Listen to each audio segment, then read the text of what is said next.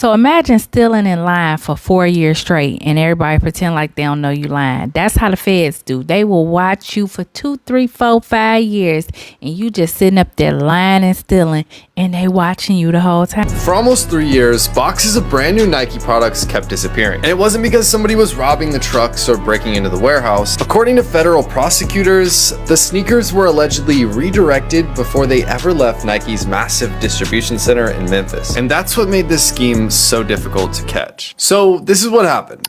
Allegedly, certain Nike employees were being paid to locate what sneakers were in certain boxes. And in Memphis, this is Nike's largest distribution center in the entire world. So when these high-value sneakers were being sent to places like Foot Locker or to customers, these Nike employees were being paid under the table to place shipping labels over the top of the other ones so that they would be redirected to private warehouses or wherever, undisclosed locations. Business carried on like usual, but Nike couldn't figure out where these sneakers were going and how they were losing so much money. And allegedly, when these packages would arrive in these undisclosed locations, they would then get sold on the resale market. Places like sneaker resale stores, StockX, eBay, you name it. And we're not just talking about normal Nike running shoes, like these are high-end Jordan sneakers and collabs. Shoes that resell from $300 to $1,000. And investigators say that this operation lasted from 2021 to 2024. And somehow, whether it was shipping labels or tracking devices in these shoes, Nike was able to hunt down where these sneakers were at and where they were getting sold. And this would explain why a year ago, certain sneaker stores were getting raided. And this week, 12 people were indicted for their alleged roles in this whole scheme.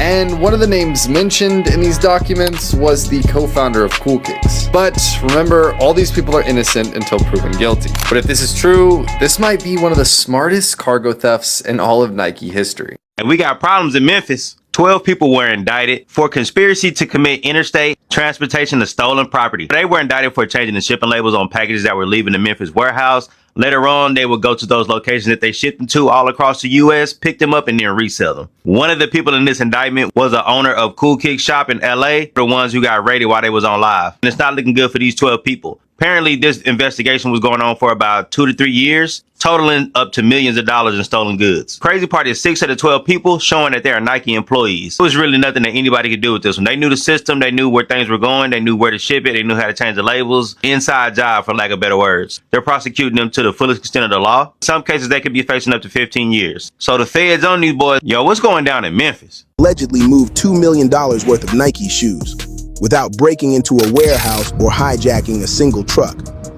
Federal prosecutors say 12 people were part of an organized cargo scheme targeting Nike's massive North American logistics center in Memphis. And the alleged method was surprisingly simple: shipping labels. According to the indictment, insiders allegedly located specific Nike cartons inside the warehouse and attached unauthorized UPS labels, directing them to addresses controlled by people connected to the operation.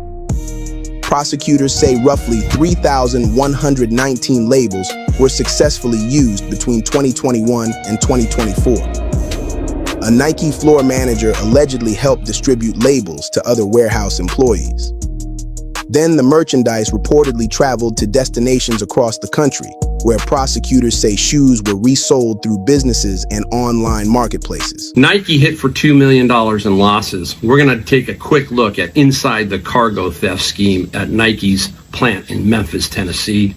Imagine showing up to work and instead of doing your job, you're allegedly building a $2 million theft operation. That's exactly what federal prosecutors say happened at Nike's logistics center in Memphis. According to the indictment, 12 people are accused of working together from 2021 through 2024 in a highly organized cargo theft conspiracy. And here's how investigators say it worked, okay? The suspects allegedly identified the Nike products they wanted to steal, found those items inside the warehouse, then placed shipping labels with addresses that had already been chosen. So here's the scheme. It's really simple. They found the products they wanted. They knew what was in box A, and they said, this is what we want. So they would put a label, their own label, over the top of already printed Nike shipping labels. It's called ghosting. Now, nobody knows the difference. That box is now being shipped to someplace else. Nike thinks, hey, what happened to our shipment? It never got scanned by the carrier, right? You created the label, just like us on eBay, we create the label. It has to then go to a carrier and be scanned. So Nike was wondering, well, what happened to our shipment? It was ghosted. It was taken by an employee. These employees then sent it to other people throughout the country. And from there, it was basically sold on eBay, sold on Amazon, sold at flea markets, sold many different places. That hurts us true resellers because guess what? Amazon says that we can't sell brand new Nikes one-offs if we have one box because Nike says, no, you must be an authorized dealer. So Nike's protecting its brand. So it goes to eBay and it says, hey, we feel all of these are fraudulent. We feel all of these are stolen or something like that. So legitimate resellers like us who might have one or two pair of Nikes that we found at a garage sale or something, we're blocked from selling it. So Cool Kicks business on Melrose. It's a very popular shoe store. And according to these federal court documents that I've just gone through, the co-owner was a part of an alleged elaborate scheme to funnel about $2 million worth of stolen shoes to his business and others. We'll show you some of the pictures here from the LAPD. Now, the LAPD and federal court documents allege that he is one of 12 people charged federally for a crime where they say these people would create fake shipping labels, fake UPS shipping labels, and then work with people inside a Nike warehouse in another part of the country to then take those shipping labels, put them on cartons of Nike shoes, and redirect those shipments to stores like Cool Kicks. Federal court documents then allege that the Cool Kicks owner would pay sometimes hundreds of thousands of dollars for these shoes and then resell them either at his store or online. You may remember this story because we first told you about it when the LAPD picked him up on receiving stolen property. Now the feds are taking their turn at him, saying this is part of a very elaborate scheme involving people all across the country, but particularly Nike employees who are working inside of that warehouse, taking these shipment receipts and redirecting the shipments of shoes over to the Cool Kicks owner. They were legitimate shoes, just according to the feds, illegitimately gained by the Cool Kicks owners as well as other people. Now, they all are in federal court now dealing with this whole case. When the owner was first arrested, the Cool Kicks team put out a statement on their Instagram acknowledging it. So far, no additional statements from them. Cool Kicks business on Melrose. It's a very popular shoe store. You see how greedy do you? See how chasing quick money and wanting to be somebody can have you out here moving? Because this whole Nike situation is crazy. Bruh. Now, before I go any further, all of this is alleged. But federal prosecutors say that 12 people were charged in a scheme tied to this whole Nike Memphis Logistics Center. 12. The allegation is people had access the product inside, putting shipping labels on selected boxes, sent shoes out to wherever they wanted to go. And then somebody picked them up and resold them, allegedly. And they say it was at least $2 million worth of Nike product. So this wasn't just somebody running out of the store with a pair of sneakers. This was an alleged inside play from the warehouse employees to the floor manager, people caught making labels, and then somehow resellers got caught up in this. Don't make no damn sense.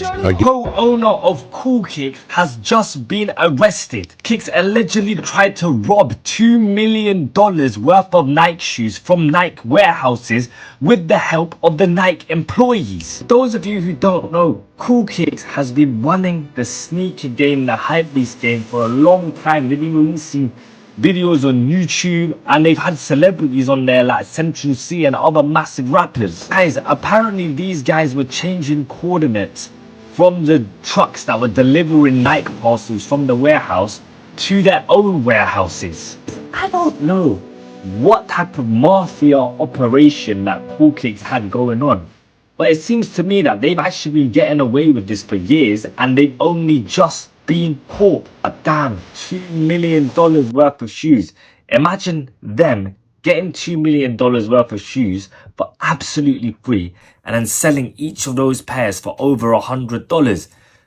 That is 100x. That is $200 million straight. So imagine stealing in line for 4 years straight and everybody pretend like they don't know you lying. That's how the feds do. They will watch you for 2, 3, 4, 5 years and you just sitting up there lying and stealing and they watching you the whole time. Well, that's what happened to 12 employees at the Nike warehouse. They thought they was going to sit up there and switch labels, do an inside job, basically a heist on sneakers.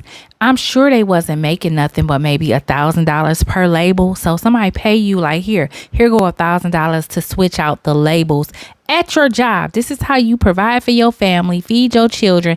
Now you about to go to jail for an extra $1,000. Even if it was an extra $5,000 to switch out the labels, it's not worth it. And I know it wasn't $5,000. So y'all did that for pennies on the dollar.